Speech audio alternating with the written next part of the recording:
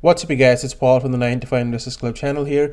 In this video, I wanted to quickly share my opinion with you on this video where Kevin O'Leary reacts to Stephan's $10 million investment portfolio and specifically about how he should diversify his stock portfolio, limit his asset allocation only to 20% each, and how every 90 days he should actually balance his portfolio such that he can always take profits and never actually have to get hit really hard when there's a market correction. Okay, so in this video, Graham talks about how he doesn't want to pay taxes, which is why he doesn't try to sell out of his stocks or ETFs that are more than 10% or whatever it is in his portfolio. And I'll quickly play the video here and I'll share with you my thoughts on it. Okay, here we go.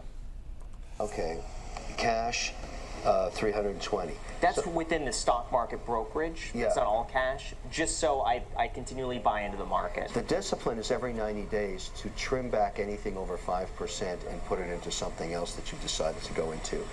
What happens to portfolios like this that aren't, it's like trimming a hedge. Mm-hmm. No sector more than 20%, no stock more than 5%. You've got 3 stocks here over 5%. You give up some of the upside, but when the correction hits, like a Tesla rolls over and goes down 38%, you don't take the full hit because you've taken profit out on the trimming. I'm worried about taxes. Yeah, because my thought is 50%. Yeah. And I'm telling you, that's the biggest mistake you can make in your life is to worry about taxes. The fact that you have to worry about taxes is a wonderful thing. It means you're making money. But to say, oh, I don't want to sell, a stock that's now 11% of my portfolio because I don't want to take the tax hit, you will pay a brutal price for that. You will have a math.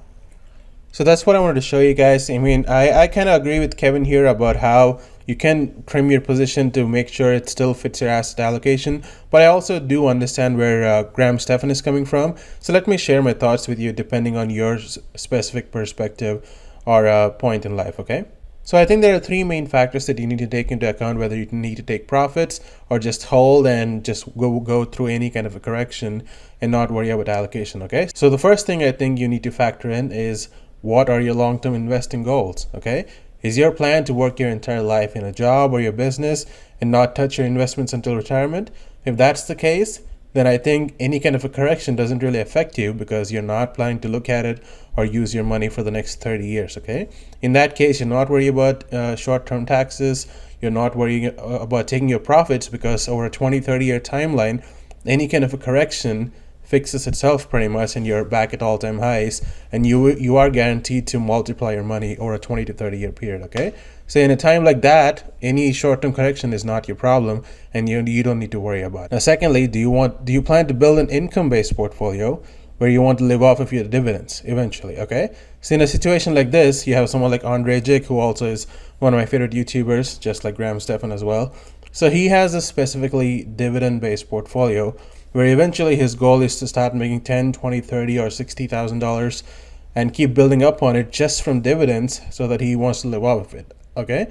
Even in his case, he doesn't really care too much about corrections because all he cares about is actually dividends, dividend growth, and eventually being able to live off of it. So he never actually needs to work at a job that he doesn't like, okay? So if that's your goal, again, you don't need to worry about short-term profits. You're not going to worry about paying taxes, and it doesn't apply to you either, okay? Third thing, do you actually want to invest your profits into a business or use them to travel, buy your dream car or your dream house, probably replace your spouse's income so that, for example, a lot of people would not want their spouses to work so that they could take care of their kids, for example. So if you want to make enough profits from your investments such that it could replace your partner's income, that can be a reason for why you actually want to be able to take your profits and potentially withdraw as well, okay? So I think there are several of these factors that really you need to think about in terms of your long-term investing goals before you decide to take profits or not, okay?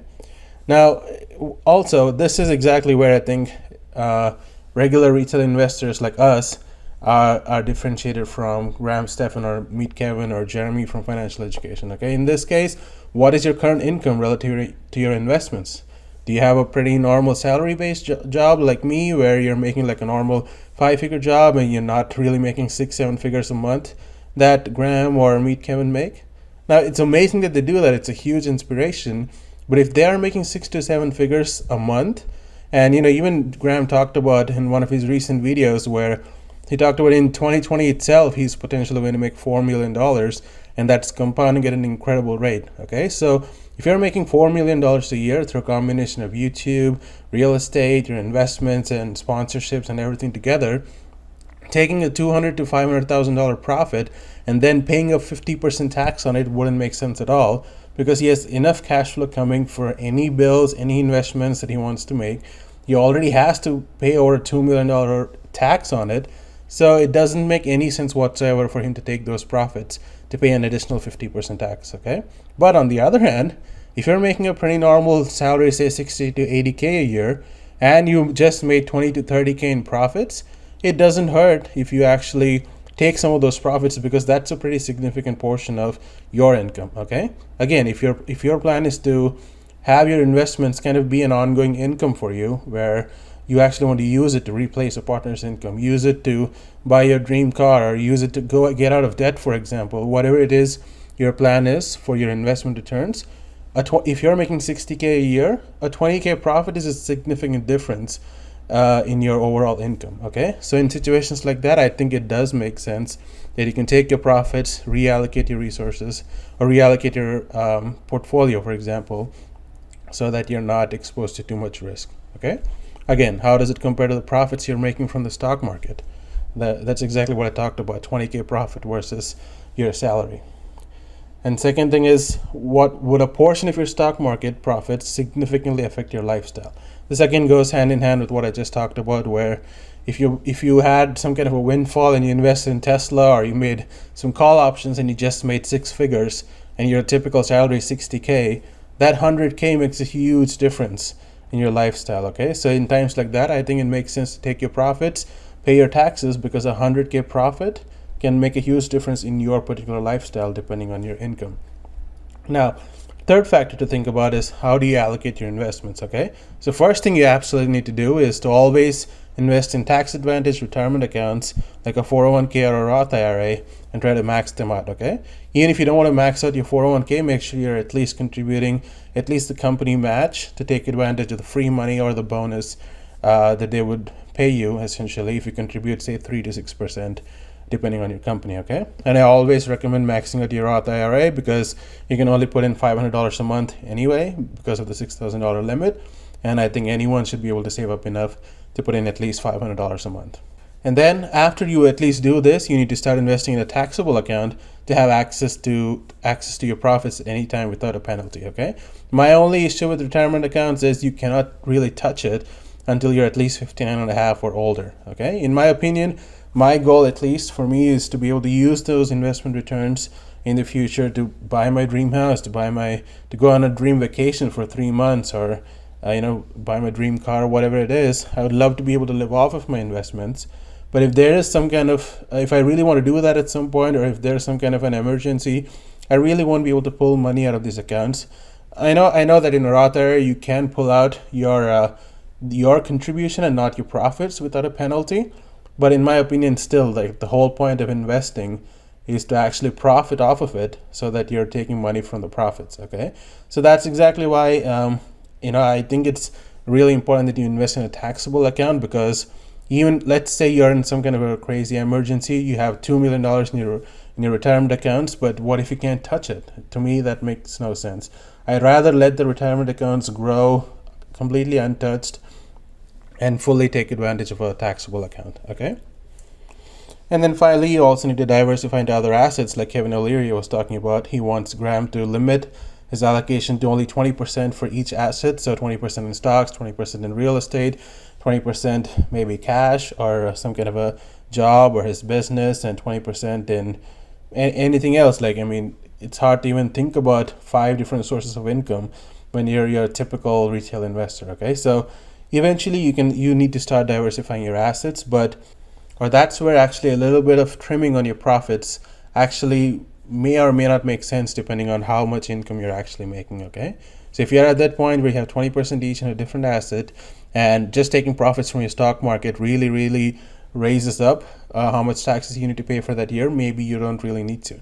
Okay, but then if you did end up diversifying in several assets, then you have income coming in from so many sources that you don't even need to worry about taking profits on stocks because you're not really worried about any kind of a correction in the stock market like Graham is. So having said that, I want to give you a quick example. I posted this in our Discord group. So this was from my personal portfolio in Robinhood for the past 1 year, through a combination of options trading as well as picking some good stocks.